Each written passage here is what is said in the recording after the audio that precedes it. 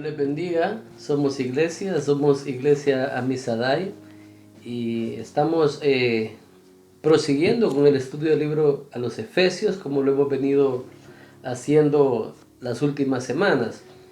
Quiero agradecerle la oportunidad que me dan de llegar hacia el espacio que ustedes han designado para poder escuchar este estudio y decirle que es un verdadero privilegio poder compartir con cada uno de ustedes.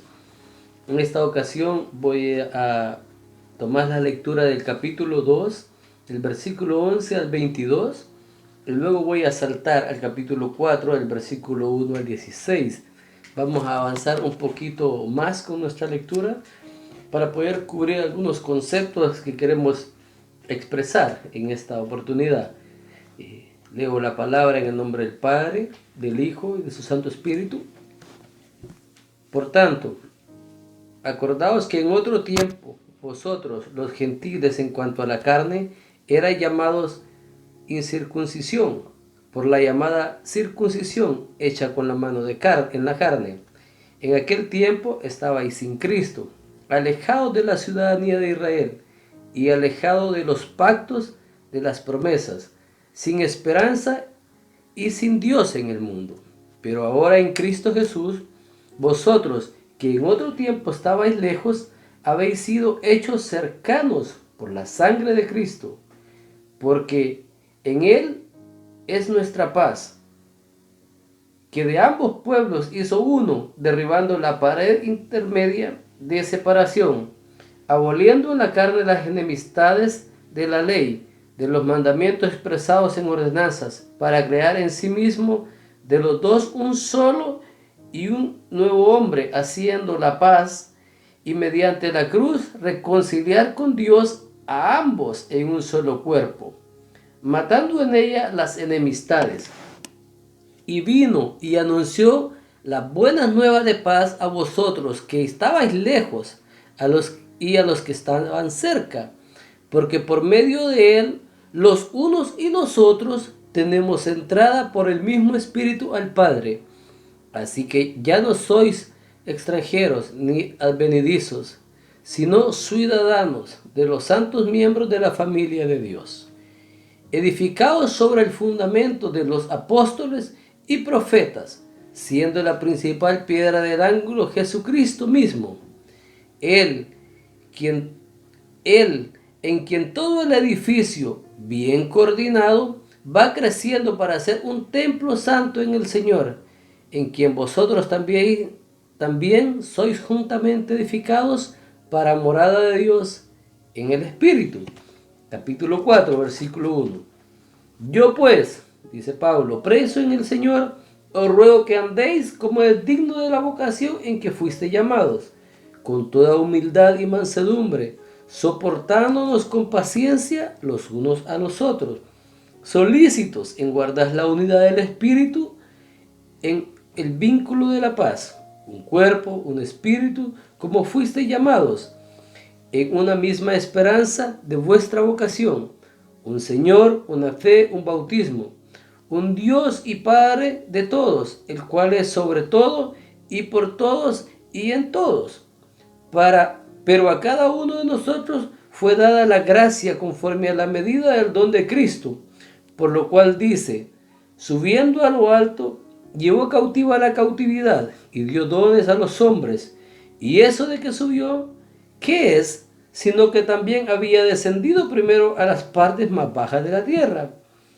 El que descendió es el mismo que también subió por encima de todos los cielos para llenarlo todo. Y él mismo constituyó a unos apóstoles, a otros profetas, a otros evangelistas, a otros pastores y maestros, a fin de perfeccionar a los santos para la obra del ministerio, para la edificación del cuerpo de Cristo, hasta que todos lleguemos a la unidad de la fe y del conocimiento del Hijo de Dios, y aún varón perfecto a la medida de la estatura de la plenitud de Cristo, para que ya no seamos niños fluctuantes llevados por doquiera de todo viento de doctrina, por estratagema de hombre que para engañar emplean con astucia las artimañas del error, sino que siguiendo la verdad en amor, crezcamos en todo, en aquel que es la cabeza, esto es Cristo, de quien todo el cuerpo bien concentrado y unido entre sí, por todas las coyunturas que se ayudan mutuamente según la actividad propia de cada miembro, recibe su crecimiento para ir edificándose en amor. Padre que estás en gloria, te damos gracias por la oportunidad que nos das, Señor, de compartir tu palabra. Ayúdanos a entenderla, Señor, a tener un espíritu de humildad, oh Dios, para poder asimismo compartir lo que tú nos das, Señor. Abre nuestros corazones a la sensibilidad de tu Espíritu Santo para poder atesorar lo que tú tengas a través de esta palabra para nosotros, Señor. Te lo pedimos en el nombre de tu Hijo amado, Cristo Jesús. Amén. En el estudio pasado dimos algunas pautas para poder entender la condición nuestra cuando el Señor hizo expresión de su amor por nosotros. Tomemos nota que aunque Él nos escogió desde antes de la fundación en la eternidad, esa elección se hace efectiva en el momento que nos atrae hacia Él. Dijimos que en esa condición nosotros estábamos muertos, sin esperanza, pero fuimos atraídos hacia Dios en esa condición, y esa condición cambió radicalmente después de que Dios nos atrajo hacia Él. De estar muertos, Pablo dice que Él nos dio vida y nos dio una nueva condición. Fuimos creados de nuevo en Cristo y ahí cambiamos de posición delante de Dios. Sin embargo, el apóstol Pablo nos llama a que nosotros no olvidemos de dónde fuimos traídos o de dónde hemos sido alcanzados. Tal parece que como humanidad caída tendemos mucho a olvidar lo que Dios ha hecho por nosotros, y eso nos puede muchas veces volver desagradecidos. En muchas ocasiones en el Antiguo Testamento Dios mandó a Israel a no olvidar, diciéndole: yo soy Jehová tu Dios que te sacó de Egipto, para que nosotros podamos entender que nosotros estábamos lejos de la ciudadanía de Dios, y esa ciudadanía la hemos alcanzado por medio de la gracia de Dios y del amor sublime de Dios.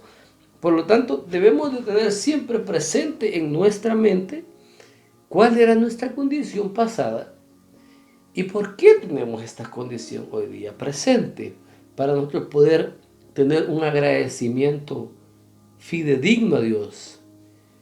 ¿Por qué estamos agradecidos por Dios?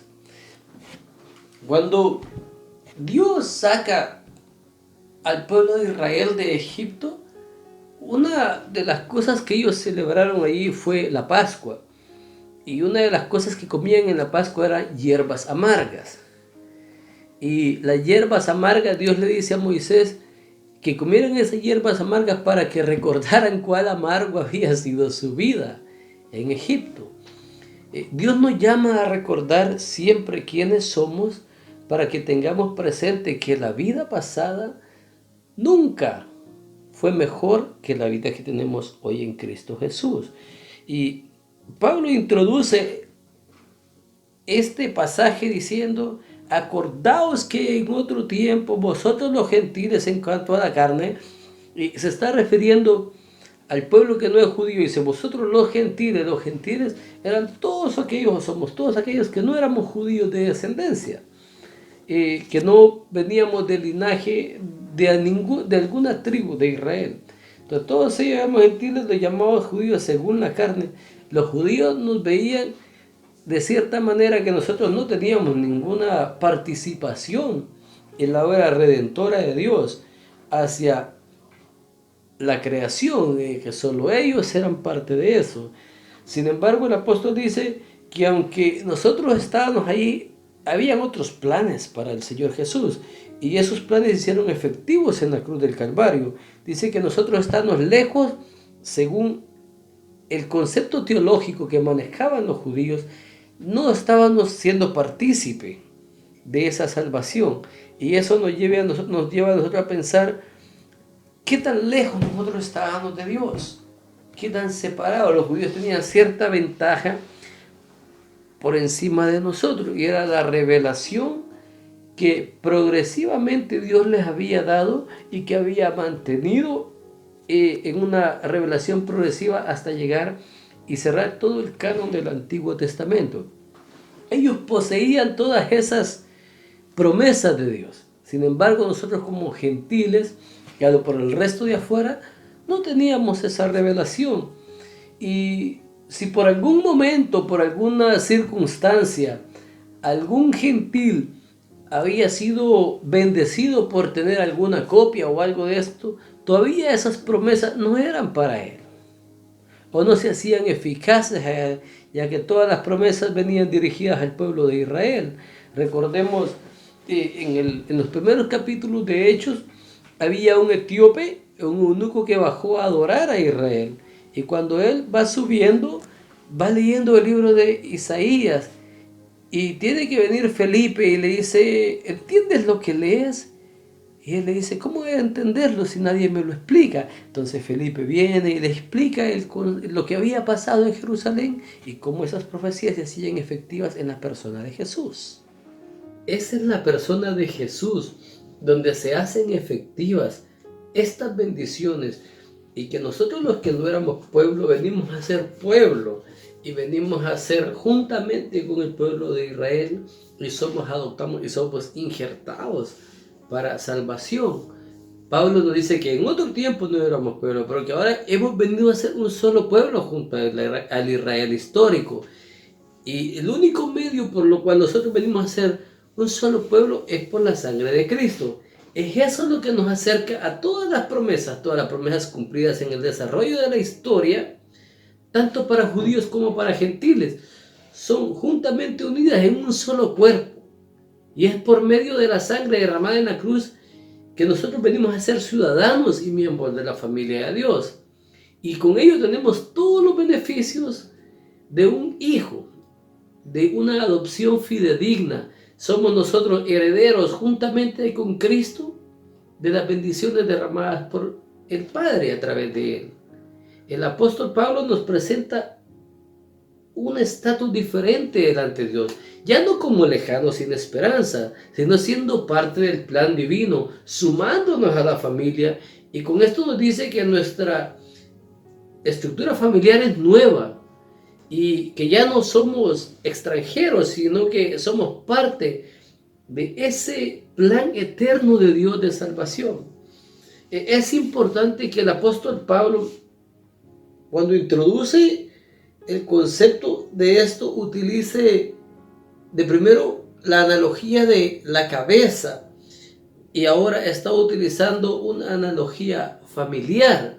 Nosotros nos presenta que en esta analogía familiar nosotros venimos a ser adoptados. Al principio decía que Dios es la cabeza y nosotros somos el cuerpo. La fuente de vida venía de Dios. En este caso de familia, la fuente de amor viene de Jesucristo para nosotros, un amor ágape, un amor de familia, en el cual el Padre Dios, Jesús, nuestro hermano mayor, y que nos dirige, y que todos somos un solo pueblo edificados juntamente con Cristo. Para eso debemos de entender que todo ese desarrollo se lleva a lo que es la edificación de ese cuerpo. Y el apóstol Pablo en el versículo 20 dice, edificaos pues en el fundamento de los apóstoles y profetas, siendo la principal piedra del ángulo Jesucristo.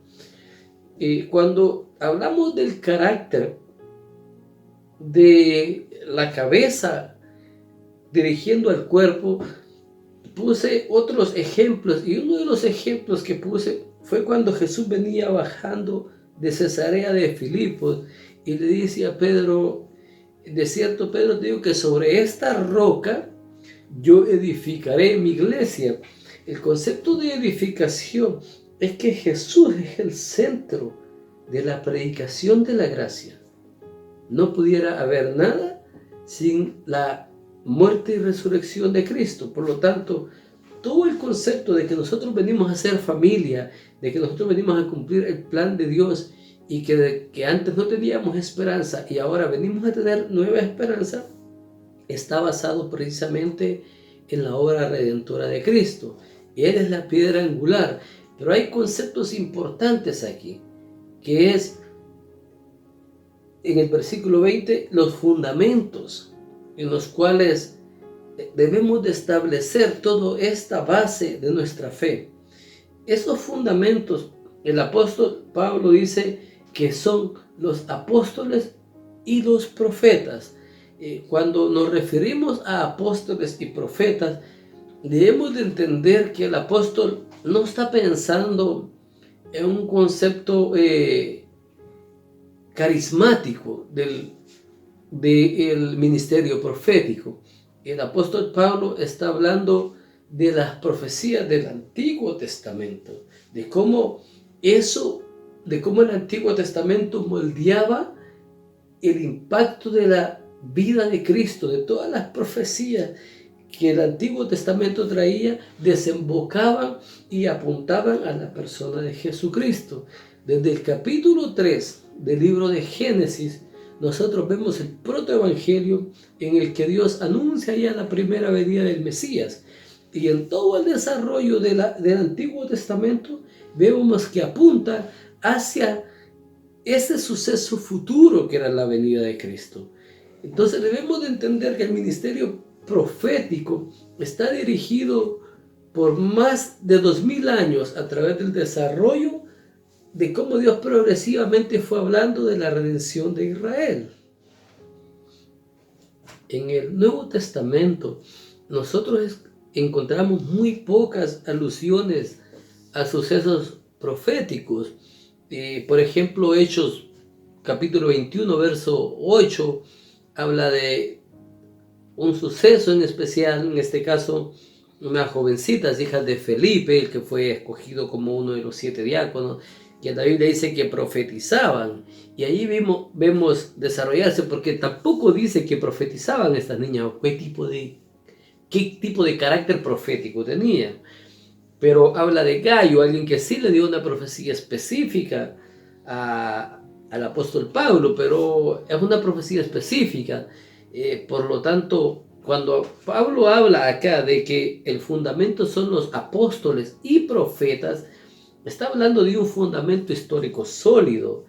Y estoy enfocándome primero en el ministerio profético, porque cuando hablamos de profecía debemos entender todo el concepto sólido de lo que entendemos como profecía, que es el Antiguo Testamento. Cuando en el tiempo de los apóstoles, en el tiempo de Jesús, se había algo establecido, era precisamente lo que los judíos conocían como la ley y los profetas, que era el Antiguo Testamento. Y tanto el mensaje apostólico como el mismo mensaje de Jesús estaba sustentado en lo que estos pasajes enseñaban. Recordemos cuando Jesús fue tentado en el libro de Lucas, en el capítulo 4, Jesús repeló toda la tentación de Satanás con la escritura. Le decía: escrito está, Satanás, escrito está, escrito está. Entonces, apelando al fundamento histórico de la escritura. Y cuando el apóstol Pedro, cuando Jesús, después de la tentación, llega a la sinagoga y abre el rollo, empieza a leer el libro de Isaías y le dice a las personas presentes: esto que les acabo de leer se ha cumplido hoy frente a ustedes. Está citando la escritura. Eso nos lleva a nosotros a entender el valor que tienen los escritos proféticos para Jesús. Para Jesús, que es el Hijo de Dios, tiene en alto estima lo que es los escritos proféticos. ¿Cuánto más nosotros debemos de entender eso? Al igual que Jesús, los apóstoles entendían que los profetas fueron antes que ellos y que todo su mensaje debe estar acorde a lo que por siglos se ha proclamado para Israel. En el día de Pentecostés, cuando el apóstol Pedro explica a los presentes que vieron lo que estaba sucediendo y dijeron, están borrachos, están llenos de mosto, Pedro apela al profeta Joel y le dice, mas esto fue lo dicho por el profeta Joel, que está apelando a los profetas. Y luego sigue su discurso, y en el discurso nosotros podemos ver que él cita tanto Salmos como segunda de Samuel.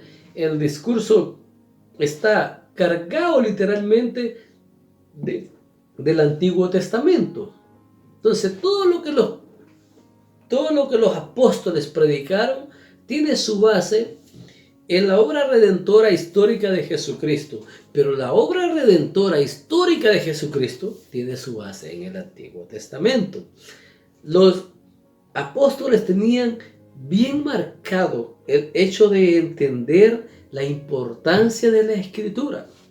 En segunda de Pedro, el apóstol nos dice que tenemos la palabra profética más segura.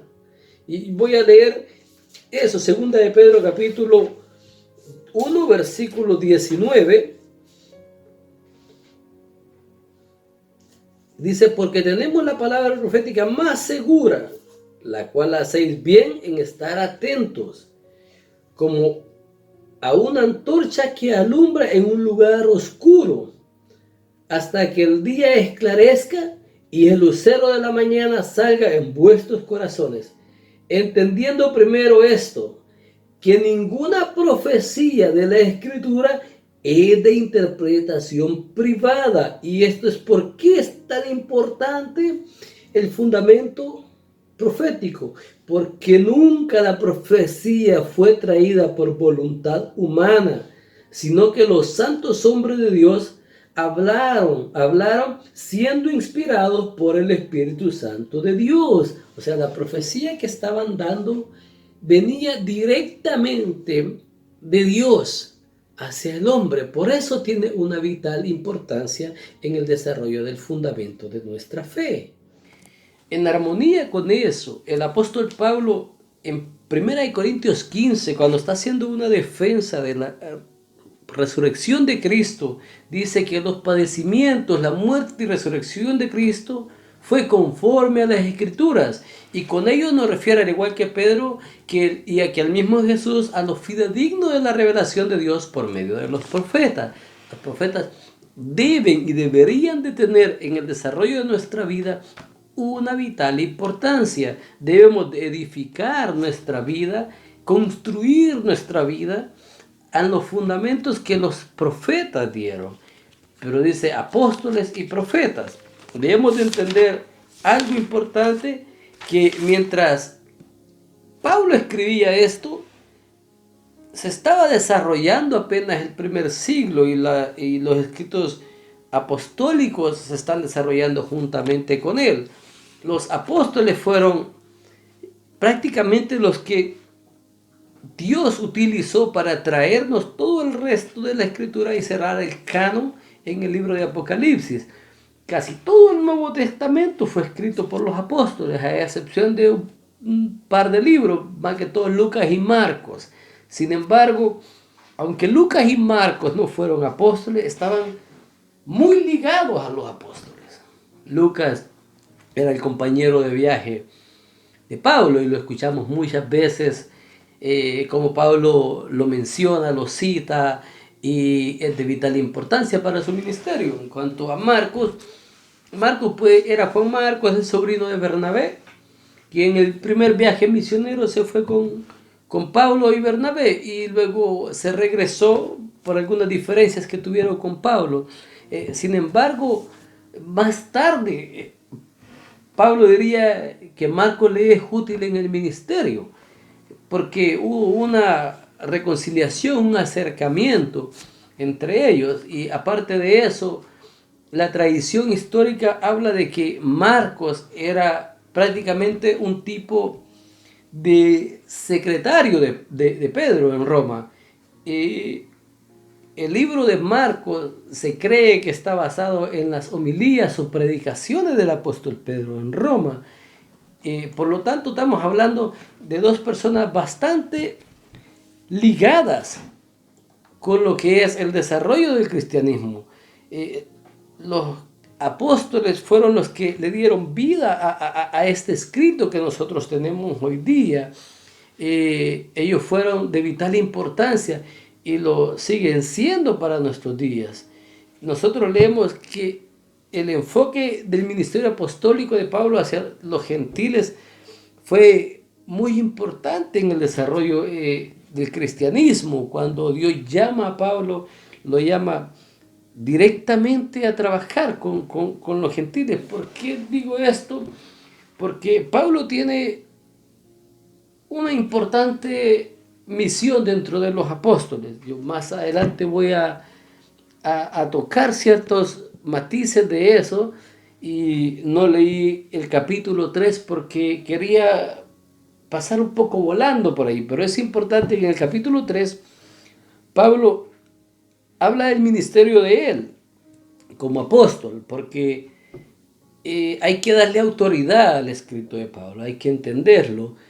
Hoy nosotros, desde una perspectiva de 2000 años hacia atrás, vemos que Pablo fue prácticamente el que escribió más que todos los apóstoles en el Nuevo Testamento.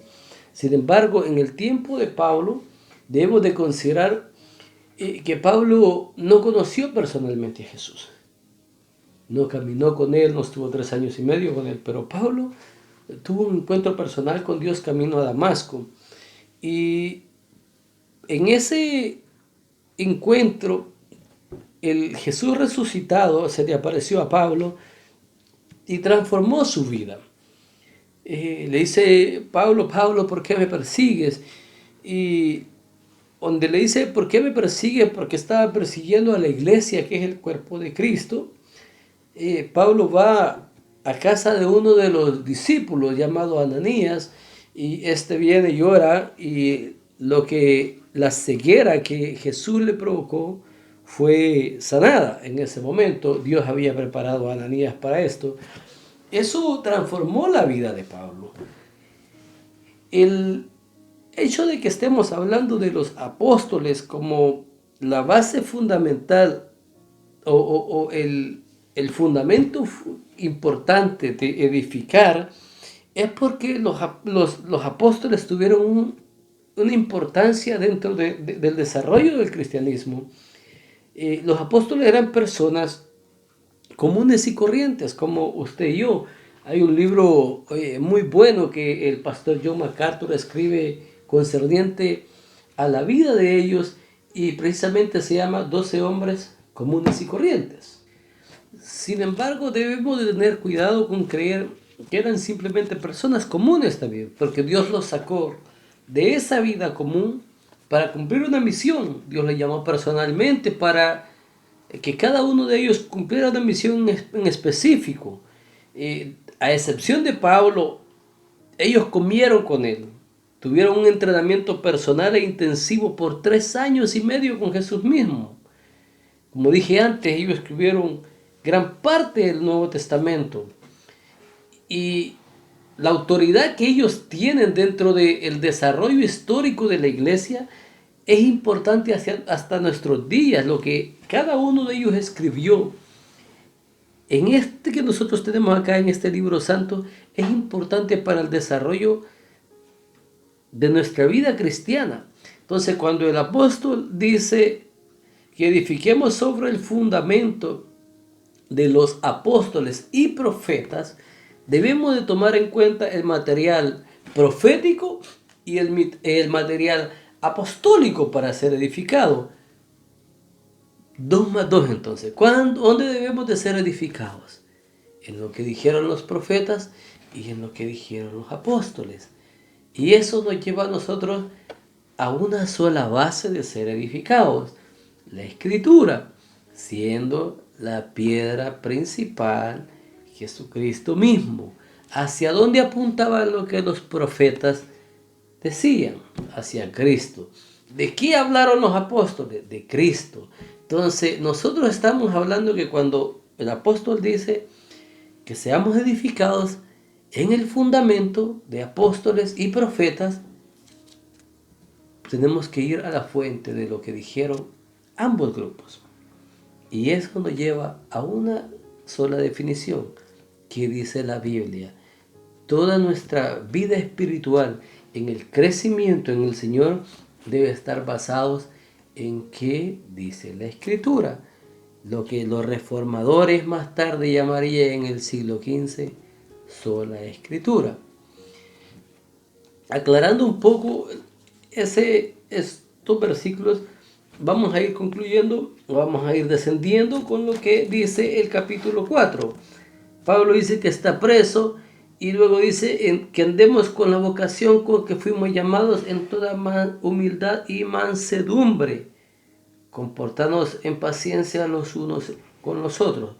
Debemos de entender que tenemos que ir edificándonos en la fe, y eso significa un trato con otros hermanos, un trato con otros caracteres, y Pablo nos invita a que andemos con la vocación en que fuimos llamados. Hemos sido llamados en la gracia de Cristo, en esa vocación, y que debemos de andar con humildad y mansedumbre. Hace unos años atrás predicaba precisamente de este pasaje y me llamó mucho la atención el término mansedumbre. Y esta es una palabra que Pablo tuvo que acuñar para que los efesios entendieran lo que quería transmitir. Y utilizó un término que es derivado del término amansar. Y era amansar como amansar o domesticar un caballo salvaje. En el domesticar a un caballo no se le doblega su fuerza. El caballo sigue teniendo la misma fuerza. Sin embargo, se le canaliza. ¿Qué estamos diciendo con eso? Dios canaliza muchas de nuestras actitudes y de nuestras virtudes para poder seguir creciendo en el Señor. Y nos llama a que nosotros toda esa energía, toda esa fuerza lo llevemos a la cruz de Cristo y que nos dejemos amansar por Jesucristo mismo. Y que seamos pacientes los unos con los otros, solícitos en guardar la unidad para seguir creciendo en el Señor. El desarrollo cristiano involucra relaciones, y en esas relaciones nosotros tenemos que ir moldeándonos como hermanos en carácter, en fe. Y Pablo dice un Señor, una fe, un bautismo. Es importante que aquí Pablo menciona uno de los dos sacramentos dentro de la iglesia tradicional, que es la cena del Señor y el bautismo. Y Pablo solo utiliza el bautismo porque de cierta manera el bautismo es una profesión visible de nuestra fe. Y cuando nosotros tenemos una profesión visible de nuestra fe, es porque ya hemos llegado a la fe en Cristo y hemos sujetado nuestra vida a Jesucristo. Quiero pasar a otro concepto que no menos importante, y es que dice que todos los dones y todo lo que nosotros podemos aportar dentro del crecimiento de la obra del Señor son regalos que Dios obtuvo por nosotros en la cruz del Calvario. Nada de eso es nuestro, y eso nos lleva a nosotros a entender el carácter de la humildad en el servicio a Dios, que es lo que Pablo está llamándonos a que seamos humildes los unos con los otros. Entonces no estamos hablando de una arrogancia espiritual en el servicio a Dios, sino de servir a Dios con toda la humildad posible para poder bendecir a otros hermanos. En ese servicio, Pablo habla de los 5 ministerios y habla que Dios a unos estableció profetas, apóstoles, evangelistas, pastores y maestros. Y aquí uno de los temas de la manzana de la discordia, lo cual quizá podría causar un poco de polémica, pero podemos tener el bálsamo del Espíritu Santo para llegar a un consenso y estudiar y analizar las cosas, y que Dios nos ilumine en lo que estamos haciendo. Porque anteriormente, antes de llegar acá, a los 5 ministerios, Anteriormente expuse lo que era edificar sobre el fundamento de los apóstoles y profetas. Estos dos ministerios no son repetibles. Quiero que entendamos una cosa. Cuando un constructor edifica un edificio, ¿dónde pone los fundamentos? En la base. Y es importante que Pablo no menciona a la piedra angular acá, porque ya debe quedar establecido que la piedra angular o la base fundamental de nuestra fe es Cristo Jesús. Sin embargo, sí menciona a los apóstoles y los profetas. Durante casi toda la historia del cristianismo ha habido un consenso general en que los dos ministerios, apóstoles y profetas, son irrepetibles y que fueron una sola vez y para siempre. Sin embargo, debemos de contextualizarlo como un problema teológico, geográfico en lo cual nosotros estamos y entender que somos afectados por el tiempo y el espacio. Nosotros, en el continente en que vivimos, fuimos evangelizados de cierta manera por los españoles. Nos trajeron el catolicismo y bien poco, nula casi nada la influencia protestante del siglo XV con los padres de la Reforma Protestante. Después, a principios de 1900, la oleada de el nuevo avivamiento, como se la llamó a cierta ola naciente en Hollow Spring, Arkansas y en Cleveland, Tennessee, sin mencionar dos denominaciones importantes y cada una ubicada geográficamente en los lugares que estoy mencionando. Latinoamérica es evangelizado por muchos misioneros y esos misioneros son de un corte continuista pentecostal. Por lo tanto, para estos movimientos era muy importante el continuismo profético, o sea, se sostenía en su movimiento que la profecía era para nuestros días. Y por lo tanto el ministerio profético era parte del desarrollo de sus credos o de sus dogmas. Y nosotros de cierta manera en Latinoamérica quizá el 90% de los que somos cristianos hemos crecido y fuimos influenciados por ese pensamiento. Y creemos de cierta manera esas cosas que aprendimos. Entonces, podemos decir que hemos sido influenciados creyendo que el término o el ministerio profético es para nuestros días. Más adelante, el neopentecostalismo presenta un movimiento que es más nuevo, que es el movimiento apostólico. Refutando esas dos posiciones, tengo que decir esto. Cuando Dios hablaba a los profetas en el Antiguo Testamento, esa palabra es fidedigna porque es Dios mismo comunicando un mensaje. Y si bien es cierto, cuando nosotros estudiamos a detalle el Antiguo Testamento, en algunas ocasiones nosotros encontramos algunos profetas que hablaron y que su mensaje no fue registrado bíblicamente, son excepciones aparte. No es lo que predomina. Lo que predomina es cuando Dios habló y esa palabra fue escrita por el profeta y fue transmitida al pueblo y dada al pueblo como una promesa, en su mayoría mesiánica, y por lo tanto estamos hablando de que la profecía de Dios es fidedigna y que Dios no cambia, y que si esta profecía de la que se está hablando en el siglo XIX y que afecta hacia nuestros días, Dios sigue dando profecía, debería tener el mismo valor que del Antiguo Testamento. Y para decir eso, tendríamos que decir que tendríamos que seguir escribiendo la palabra de Dios, porque Dios nunca cambia. Ante lo cual debemos entender y analizarlo a lo que el apóstol Pablo dijo, que dijo que debemos nosotros de edificar sobre el fundamento que ya fue dado juntamente con Cristo, este fundamento, que es lo que los profetas dijeron anteriormente, y eso queda plasmado y revelado en la Santa Escritura.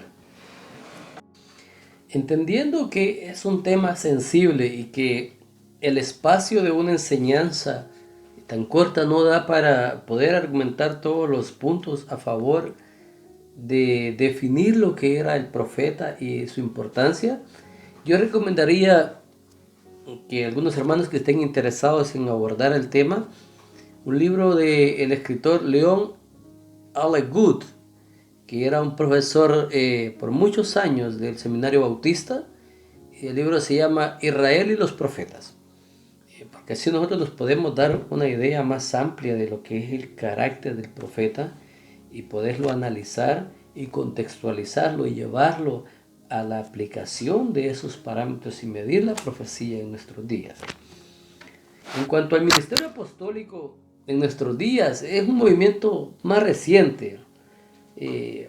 Como lo dije anteriormente, proviene del neoprotestantismo, neopentecostalismo, y para ello yo creo que analicemos voy a utilizar 4 requisitos indispensables para el apostolado. Número 1, haber sido escogido personalmente por el Señor. Y número 2, haber sido testigos oculares de su resurrección. Voy a parar acá. Primero, porque todos los apóstoles, a excepción de Pablo, fueron escogidos personalmente en el ministerio terrenal de Jesucristo. Y todos fueron testigos oculares de su resurrección. A Pablo, Jesús se le apareció en Damasco y lo escogió personalmente, y allí mismo él vio al Jesús resucitado cumplir 2 de los requisitos importantes.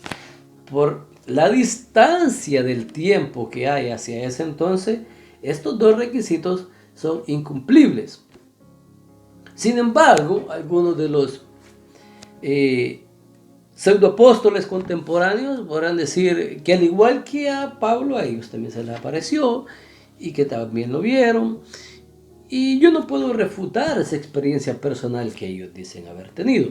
El tercero de los argumentos a favor del ministerio apostólico es que tenían que tener la capacidad de hacer milagros para probar su apostolado. Algunos también reclaman eso. Pero el cuarto es que los primeros apóstoles debían de dar testimonio de su apostolado. Y eso no se puede cumplir en estos pseudoapóstoles, si es que alegaran que los 2 primeros requisitos fueron cumplidos. En un simple análisis tan simple, podemos decir que el ministerio apostólico es irrepetible y fue únicamente para esas personas. Yo recomendaría ver una entrevista muy amena en YouTube que hace el pastor Miguel Núñez hacia Steve Lawson, que es el director del Seminario Bautista, y al pastor John MacArthur en cuanto a la continuidad de estos 2 ministerios. Es importante porque debemos de entender que el fundamento ya está establecido y que se estableció por muchos años hasta la llegada de Jesucristo en el ministerio profético, y luego por casi 100 años en el ministerio apostólico, mientras se escribía lo que tenemos acá, que es el fundamento de apóstoles y profetas, la Santa Escritura. En cuanto a los otros ministerios, lo que es el evangelista, pastores y maestros, como mito o como beneficio de edificación de la iglesia, siempre vamos a necesitar como iglesia evangelista, para proclamar el Evangelio de Cristo. Nosotros debemos de proclamar el Evangelio de Cristo, y el ministerio evangelístico debe de ser parte activa de nuestros días. El ministerio de maestro, el ministerio de pastor, aunque el término que utiliza aquí es pastores y maestros, no todos los maestros son pastores, pero sí todos los pastores deben de ser buenos maestros de la Escritura para poder enseñar al rebaño. En cuanto al ministerio de maestro, debe de haber un compromiso fiel hacia la Escritura. Cuando el apóstol Pablo le escribe a Timoteo, le dice: lo que has aprendido de mí ante muchos testigos, eso encarga y enseña a otros que sean idóneos también para enseñar.